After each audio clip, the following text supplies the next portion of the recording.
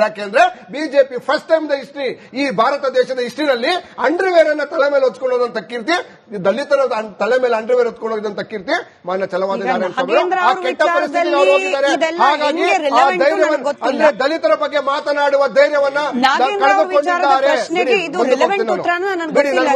ಮುಂದಕ್ಕೆ ಹೋಗ್ತೀನಿ. Okay, so ಹಾಗಾಗಿ ದಲಿತರ ವಿಚಾರವಾಗಿ ಹೌದು, ದಲಿತರಿಗೆ ಎಷ್ಟು ಅನ್ಯಾಯವನ್ನು ಮಾಡಿದ್ದಾರೆ ಬಿಜೆಪಿ, ದಲಿತ ವಿರೋಧಿ ಬಿಜೆಪಿ. ರಿಸರ್ವೇಶನ್ ವಿಚಾರ ಇರ್ಬೋದು, ನೂರಾರು ವಿಚಾರಗಳು ಎಕ್ಸಾಂಪಲ್ ಕೊಟ್ಟರೆ ಒಂದು ಅವರ್ ಚರ್ಚೆ ಸಾಲೋದಿಲ್ಲ. ಹಾಗಾಗಿ ಚುಟುಕಾಗಿ ಹೇಳ್ತೇನೆ, ಇವ ಮಲ್ಲಿಕಾರ್ಜುನ್ ಖರ್ಗೆ ಅವ್ರದ್ದು ಒಂದೇ ಎಕ್ಸಾಂಪಲ್ ಸಾಕು. ಇದು ಮೊದಲನೇ ಬಾರಿ ಅಲ್ಲ.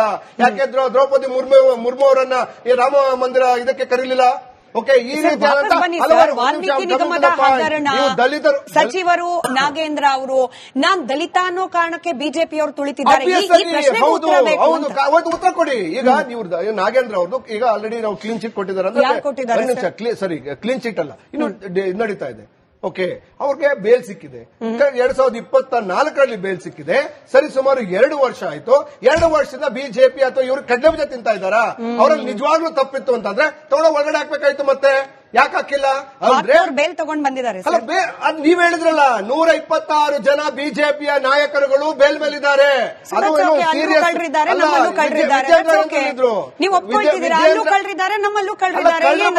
ಒಂದು ನಿಮಿಷ, ಮಾನ್ಯ ಸಿದ್ದರಾಮಯ್ಯ ಅವರು ಒಂದು ಧೈರ್ಯವನ್ನ ತೋರಿದ್ರು, ಸದನದಲ್ಲಿ ಹೇಳಿದ್ರು ಎಸ್ ಒಂದು ತಪ್ಪಾಗಿದೆ ಅಂತ. ಅದು ಯಾವಾಗ?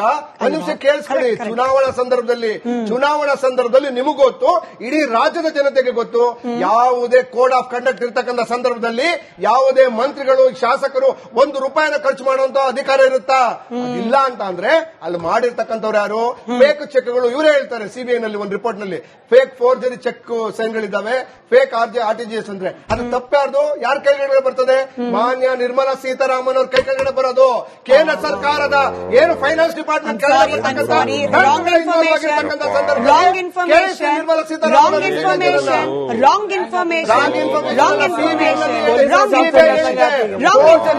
ಫಿನಾನ್ಸ್ ಮಿನಿಸ್ಟರ್ ಅಂದ್ರೆ ನಮ್ಮ ರಾಜ್ಯದಲ್ಲೂ ಇದ್ದಾರೆ ಸರ್.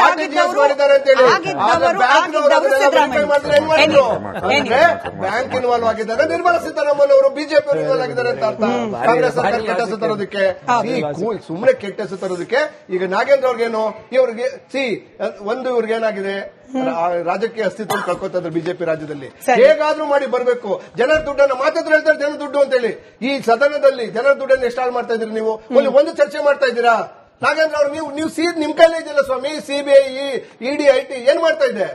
ಒಳಗಡೆ ಹಾಕಿ ತಾಕತ್ತಿದ್ರೆ ಯಾಕೆ ಹಾಕಿಲ್ಲ? ಅಂದ್ರೆ ಪ್ರೈಮಾ ಫೇಸಿನಲ್ಲಿ ಉರುಳಿಲ್ಲ ಅಂತ ಗೊತ್ತಾಗಿರೋದ್ರಿಂದ ಅವ್ರು ಕೊಟ್ಟಿದ್ದಾರೆ. Let the court decide. Court ಅಲ್ಲಿ ಇರೋದ್ರಿಂದ ಕೋರ್ಟ್ ತೀರ್ಮಾನ ಮಾಡ್ತದೆ. ಅವರು ತಪ್ಪಿತಸ್ಥ ಅಂತ ಅಂದ್ರೆ ಅವರನ್ನು ತಂದಾಗ್ತಾರೆ. ವಿನಯ್ ಕುಮಾರ್ ಕುಲಕರ್ಣಿ ಅವರು ಏನಾಗಿತ್ತು, ಅವರು ತಪ್ಪಿತಸ್ಥ ಅಂತ ಹೇಳಿದ್ಮೇಲೆ ಅವ್ರನ್ನ ಇದನ್ನ ತೆಗೆದಿದ್ರು, ಮತ್ತೆ ರೀಇನ್ಸ್ಟೇಟ್ ಮಾಡಿದ್ದಾರೆ. ಅದೇ ರೀತಿ ನಾವು ಮಾಡ್ತೇವೆ. ಅವರು ಯಾವಾಗ ತಪ್ಪಿತಸ್ಥ ಅಂದಾಗ ರಿಸಿಗ್ನೇಷನ್ ತಗೊಂಡಿದ್ವಿ. ಅವರ ಹೇಳಿಕೆಯಲ್ಲಿ ಎಷ್ಟನ್ನ ನಂಬಬೇಕು, ಎಷ್ಟನ್ನ ಫ್ಯಾಕ್ಟ್ ಚೆಕ್ ಮಾಡ್ಕೊಳ್ಬೇಕು, ಅದನ್ನ ನಾನು ವೀಕ್ಷಕರಿಗೆ ಬಿಡ್ತಾ. ಮೋಹನ್ ವಿಶ್ವ ಅವರೇ, ನನಗೆ ಗೊತ್ತಿರೋ ಪ್ರಕಾರ ನಾನು ಹೋಮ್ವರ್ಕ್ ತಪ್ಪಿದ್ರೆ ನೀವು ಕರೆಕ್ಟ್ ಮಾಡಿ ಹೇಳ್ಬೋದು, ಇತ್ನಾಳ್ ಸರ್ ಕೂಡ ಕರೆಕ್ಟ್ ಮಾಡಬಹುದು. ಸಿಐಡಿ, ಸಿಬಿಐ, ಇಡಿ ಈ ರೀತಿ ಮಲ್ಟಿಪಲ್ ತನಿಖಾ ಸಂಸ್ಥೆಗಳು ತನಿಖೆ ಮಾಡ್ತಾ ಇತ್ತು. ಇದೀಗ ಸಿಬಿಐ ಮತ್ತೊಮ್ಮೆ ರಾಜ್ಯಪಾಲರಿಗೆ ಪ್ರಾಸಿಕ್ಯೂಷನ್ಗೆ ಅನುಮತಿ ಕೋರ್ ಪತ್ರ ಬರೆದಿದೆ.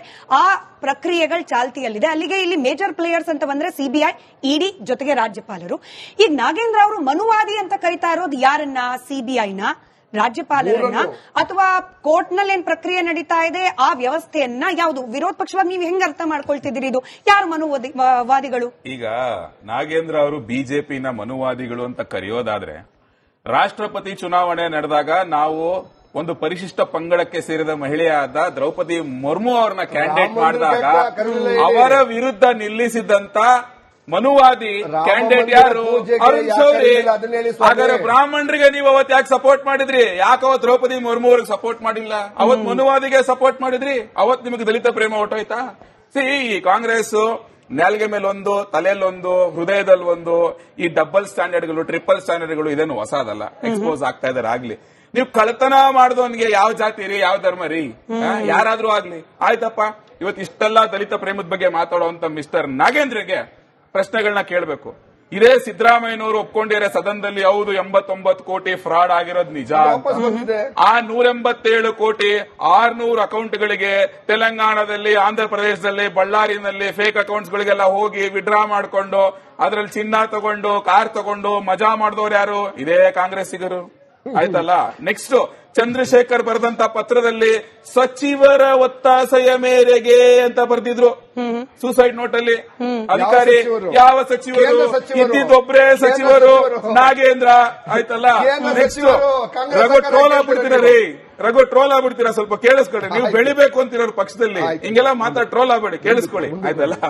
ನೆಕ್ಸ್ಟ್ ಸದನದಲ್ಲಿ ಒಪ್ಕೊಂಡ್ಮೇಲೆ ಇವಾಗ ನಾಗೇಂದ್ರ ಅವ್ರಿಗೊಂದು ಸ್ಟ್ರೈಟ್ ಫಾರ್ವರ್ಡ್ ಪ್ರಶ್ನೆ. ನೀವು ಇವತ್ತು ದಲಿತರ ಬಗ್ಗೆ ಇಷ್ಟೆಲ್ಲ ಮಾತಾಡೋರು, ವಾಲ್ಮೀಕಿ ಅಭಿವೃದ್ಧಿ ನಿಗಮದ ಹಣ 187 ಕೋಟಿ ಯಾರಿಗೆ ಸೇರ್ಬೇಕಾಗಿದ್ದು ರೀ? ಇವರು ಯಾವ ಒಂದು ಎಸ್ಟಿ ವಿದ್ಯಾರ್ಥಿಗಳಿಗೆ ವಿದ್ಯಾರ್ಥಿ ವೇತನ ಕೊಡಬೇಕಿತ್ತಲ್ಲ, ಪಾಪ ದಲಿತರು ಆ ಹಣ ನುಂಗಿದ್ದಾರೆ. ತಿರ್ಗಾ ಯಾವ ಒಂದು ದಲಿತ ಮಕ್ಕಳಿಗೆ ಶಾಲಾ ಶುಲ್ಕ ಸಹಾಯ ಮಾಡಬೇಕಿತ್ತು ಗೊತ್ತಾ, ಆ ಹಣ ನುಂಗಿದ್ದಾರೆ. ಯಾವ ದಲಿತ ನಿರುದ್ಯೋಗಿ ಉದ್ಯೋಗಕ್ಕೆ ಸಹಾಯ ಮಾಡಬೇಕಿತ್ತು ಗೊತ್ತಾ, ಅಭಿವೃದ್ಧಿ ಮಂಡಳಿಯಿಂದ ಆ ಹಣ ನುಂಗಿದ್ದಾರೆ ಇವತ್ತು. ತಿರ್ಗಾ ಯಾವ ಒಂದು ದಲಿತ ಮಹಿಳೆಯ ಸ್ವಸಹಾಯ ಸಂಘಗಳಿಗೆ ಕೌಶಲಾಭಿವೃದ್ಧಿಗೆ ಹಣ ಸಹಾಯ ಮಾಡಬೇಕಿತ್ತು ಗೊತ್ತಾ, ವಾಲ್ಮೀಕಿ ಅಭಿವೃದ್ಧಿ ನಿಗಮದ್ದು ಆ ದುಡ್ಡನ್ನ ನುಂಗಿದ್ದಾರೆ. ತಿರ್ಗಾ ಯಾವ ದಲಿತ ಅಭಿವೃದ್ಧಿ ಮಂಡಳಿಯಿಂದ ಗಂಗಾ ಕಲ್ಯಾಣ ಯೋಜನೆಯಡಿ ಒಂದು ದಲಿತರಿಗೆ ಬೋರ್ವೆಲ್ ಹಾಕಿಸ್ಕೊಡ್ಬೇಕಿತ್ತು ಗೊತ್ತಾ, ಆ ದುಡ್ಡನ್ನ ನುಂಗಿದ್ದಾರೆ. ತಿರ್ಗಾ ಆಮೇಲೆ ಯಾವ ದಲಿತ ಮಕ್ಕಳಿಗೆ ಕೌಶಲ ತರಬೇತಿ ಕೊಡೋದಕ್ಕೆ ಈ ವಾಲ್ಮೀಕಿ ಅಭಿವೃದ್ಧಿ ನಿಗಮದ ಹಣ ದುಡ್ಡು ಬಳಕೆ ಆಗಬೇಕಾಗಿತ್ತು, ಆ ದುಡ್ಡನ್ನ ನುಂಗಿದ್ದಾರೆ. ನೀವು ನುಂಗಿರೋದೆಲ್ಲ ಪಾಪ ಸಣ್ಣ ಪುಟ್ಟ ಬಡ ದಲಿತರಿಗೆ ಸೇರ್ಬೇಕಾಗಿರೋ ದುಡ್ಡು ಚೆನ್ನಾಗಿ ನುಂಗಿ ನೀರು ಕುಡಿದ್ಬಿಟ್ಟು ತಿರ್ಗಾ 20 ಕೋಟಿ ಇದೆ ಬಳ್ಳಾರಿ ಚುನಾವಣೆಯಲ್ಲಿ ತುಕಾರಾಂ ಅವರು ನಿಂತಾಗ ಖರ್ಚು ಮಾಡಿಬಿಟ್ಟು ನಿಮ್ಮ ಸ್ವಾರ್ಥಕ್ಕೆ ಬಳಸ್ಕೊಂಡು, ಜೊತೆಗೆ 1,20,00,000 ಇವ್ರದೇ ಸಂಸ್ಥೆಯ ಇವ್ರದೇ ಪರ್ಸನಲ್ ಅಕೌಂಟ್ ಬಂದ್ ಬಿದ್ದಿದೆ. ಇವೆಲ್ಲ ಕಣ್ಣು ಮುಂದೆ ಇದೆ. ಇವ್ರಿಗೆ ಕ್ಲೀನ್ ಚಿಟ್ ಕೊಟ್ಟಿರೋದು ಯಾರಂದ್ರೆ Siddaramaiah investigation team, that is SIT. CBI clean chit ಕೊಟ್ಟಿಲ್ಲ, ಇನ್ಕಮ್ ಟ್ಯಾಕ್ಸ್ ಕೊಟ್ಟಿಲ್ಲ, ಇಡಿನೂ ಕೊಟ್ಟಿಲ್ಲ. ನಿಮಗೆ ನೆನಪಿದ್ರೆ ಸಿದ್ದರಾಮಯ್ಯನವರು ಓಪನ್ ಆಗಿ ವಿಧಾನಸೌಧದಲ್ಲಿ ಒಪ್ಕೊಂಡ ಮೇಲೆ ಫ್ರಾಡ್ ಆಗಿದೆ ಅಂತ ಹೇಳ್ಬಿಟ್ಟು ಇದೇ ಸಿದ್ದರಾಮಯ್ಯ ಇನ್ವೆಸ್ಟಿಗೇಷನ್ ಟೀಮ್ ಅಲ್ಲಿ ಸಲ್ಲಿಸಿದಂತ ಚಾರ್ಜ್ ಶೀಟ್ ನಲ್ಲಿ ನಾಗೇಂದ್ರ ಹೆಸರೇ ಇರಲಿಲ್ಲಪ್ಪ. ಅರ್ಥ ಮಾಡ್ಕೊಳ್ಳಿ, ಆಗಿರೋದು ಒಂದೇ, ಆಸ್ ಸಿಂಪಲ್ ಆಸ್ ದಟ್. ಇಲ್ಲಿ ನಾಗೇಂದ್ರ ಅವರು ಬ್ಲಾಕ್ ಮೇಲ್ ಮಾಡಿ ಮತ್ತೆ ವಾಪಸ್ ಒಳಗಡೆ ಬಂದಿರೋದು. ಇದರಲ್ಲಿ ಮಾಜಿ ಮುಖ್ಯಮಂತ್ರಿ ಸಿದ್ದರಾಮಯ್ಯನೂ ಇನ್ವಾಲ್ವ್ ಆಗಿರ್ತಾರೆ 100%. ಅವರು ಇವ್ರ ಹೆಸರಲ್ಲಿ ಹೇಳ್ತಾರೋ ಅಂತ ಹೇಳ್ಬಿಟ್ಟು ಬ್ಲಾಕ್ ಮೇಲ್ ಮಾಡಿ ಒಳಗಡೆ ಬಂದು ಕೂತಿರೋದು. ಇಲ್ಲ ಅಂದ್ರೆ ನನ್ನ ಸ್ನೇಹಿತರು ರಘು ದೊಡ್ಡವರು ಹೇಳಿದ್ರು ಯಾವಾಗೋ ಬೇಲ್ ಸಿಕ್ತು ಅಂತ ಹೇಳಿ. ಬೇಲ್ ಸಿಕ್ಕಿ ಇನ್ನು 6 ತಿಂಗಳು ಆಗಿರೋದು, ಇನ್ನು 6 ತಿಂಗಳಾಗಿರೋದು ಬೇಲ್ ಸಿಕ್ಬಿಟ್ಟು. ನೀವಿನ್ನು 6 ತಿಂಗಳಾಗೆಲ್ಲ ವಾಪಸ್ ರೀಇನ್ಸ್ಟೇಟ್ ಮಾಡ್ತೀರಾ ಅಂತಂದ್ರೆ ನಿಮಗೆ ಅಷ್ಟೊಂದು ದಲಿತ ಪ್ರೇಮ ಇದ್ರೆ ಬೇರೆ ಯಾರು ಇಲ್ವೇನ್ರಿ? ಬೇರೆ ಯಾರು ಇಲ್ವಾ? ST ಅವರು ಕಾಂಗ್ರೆಸ್ ಒಳಗಡೆ ಅವ್ರನ್ನ ಕರ್ಕೊಂಡ್ ಮಂತ್ರಿ ಮಾಡಿ ಏನ್ ನಾಗೇಂದ್ರ ಒಬ್ಬರೇ ದಲಿತ? ಬೇರೆ ಯಾರು ದಲಿತರು? ಎಸ್ ಪೊನ್ನಣ್ಣ ಅವರು ಪಕ್ಕದಲ್ಲಿ ಕೂತಿದ್ರು. ಇಟ್ನಾಳ್ ಸರ್ ನೀವು ಕೂಡ ಗಮನಿಸಿದ್ರಿ, ಪ್ರೆಸ್ ಮೀಟ್ ಮಾಡುವಾಗ ನಾಗೇಂದ್ರ ಅವರು ಕ್ಲಿಯರ್ ಆಗಿ ಹೇಳ್ತಾರೆ, SIT ಹಾಗೆ CID ತನಿಖೆ ಮಾಡಿ ಒಟ್ಟು 8 FIR, ಆ ಪೈಕಿ 7 ಚಾರ್ಜ್ ಶೀಟ್ ಸಲ್ಲಿಸಿಬಿಟ್ಟಿದ್ದಾರೆ. ಒಂದೇ ಒಂದು ಚಾರ್ಜ್ ಶೀಟ್ ನಲ್ಲೂ ಕೂಡ ನಾಗೇಂದ್ರ ಅವ್ರ ಹೆಸರಿಲ್ಲ. ಈಗ ಇದ್ದಕ್ಕಿದ್ದ ಹಾಗೆ ಅವ್ರ ಮೇಲೆ ಮುಗಿ ಬಿದ್ದಿರುವ ಬಿಜೆಪಿಗಿರೋದು ಒಂದೇ ಉದ್ದೇಶ, ಕಲಾಪ ಸುಗಮವಾಗಿ ನಡಿಬಾರದು, ದಲಿತರನ್ನ ಟಾರ್ಗೆಟ್ ಮಾಡಬೇಕು, ಇದೊಂದೇ ಅನ್ನೋದು. ಈಗ ಇವ್ರು ಬಿಜೆಪಿ ಅವ್ರು ಮಾಡ್ತಿರೋದು ಏನು? ಕೇಂದ್ರದಲ್ಲಿ ಕಾಂಗ್ರೆಸ್